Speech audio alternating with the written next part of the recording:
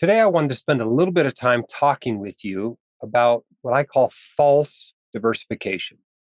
Now, there are plenty of arguments out there among intelligent, sophisticated investors about what diversification actually means, right? You've got the total market crowd. They argue that the more investments, right, the more companies you're invested in, the more diversified you are. Thousands of them, great, right? They'll often argue that capitalization weighting is ideal.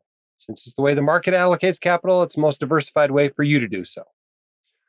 Others will argue that you want to diversify your risks. Instead of just taking on market risk, maybe take on some small company risk and some value risk and some leverage risk.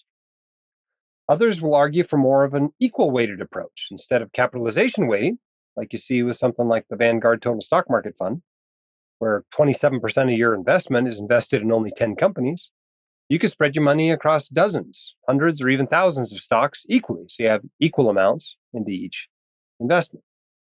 And then, of course, there's diversifying between asset classes, putting some money into bonds, and real estate, and international stocks, and precious metals, or crypto, or whatever, right? And diversifying across different asset classes. All of those people are right? Sophisticated investors are going to continue to argue the merits of each of these approaches to diversification until the cows come home. But there's one thing that all sophisticated investors are going to agree on, but that many unsophisticated investors, and frankly, a bunch of people who call themselves advisors, are still getting wrong about diversification. It's called false diversification. And what is false diversification? Well, I saw a good example of it this week on the Bogleheads forum.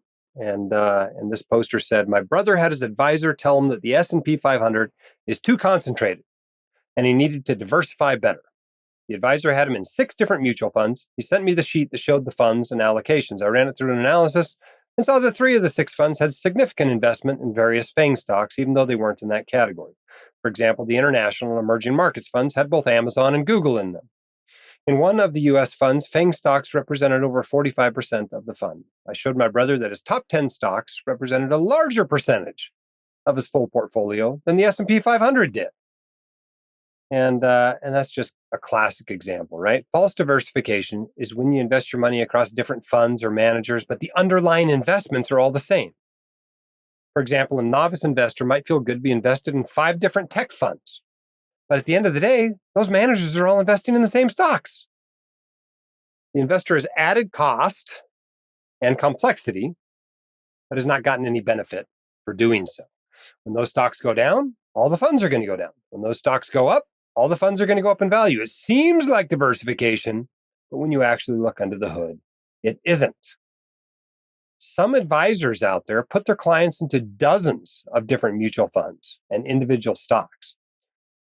I prefer to think they're doing this out of ignorance, but it's entirely possible. They're doing it on purpose to make that work seem too hard and complex for the individual investor to take on as a do-it-yourself project. Every time I see it, though, it's kind of a sign. It's obvious to me that that advisor needs to be fired. There's no reason for anybody to own 30 different mutual funds. There are very few good reasons for anyone to own individual stocks.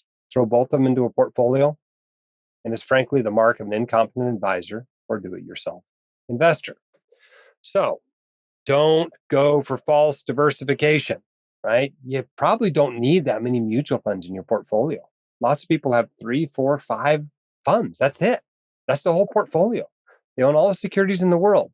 You can even add a tilt to small or value stocks or real estate or whatever you want to in your portfolio and still have fewer than 4 or 5 or 6 funds in the portfolio. You don't need 20 or 30. You certainly don't need 20 or 30 that are investing in the same investments. That's just false diversification.